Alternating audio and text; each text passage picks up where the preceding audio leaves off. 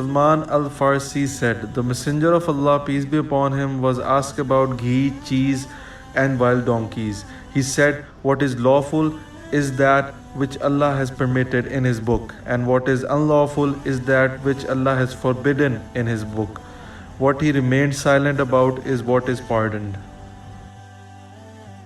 سلمان فارسی رضی اللہ تعالیٰ عنہ کہتے ہیں کہ رسول اللہ صلی اللہ علیہ وآلہ وسلم سے گھی، پنیر اور جنگلی گدھے کے بارے میں سوال کیا گیا تو آپ صلی اللہ علیہ وآلہ وسلم نے فرمایا، حلال وہ ہے جسے اللہ تعالیٰ نے اپنی کتاب میں حلال قرار دیا ہے، اور حرام وہ ہے جسے اللہ تعالیٰ نے اپنی کتاب میں حرام قرار دیا ہے، اور جس کے بارے میں وہ چپ رہے وہ معاف ہے۔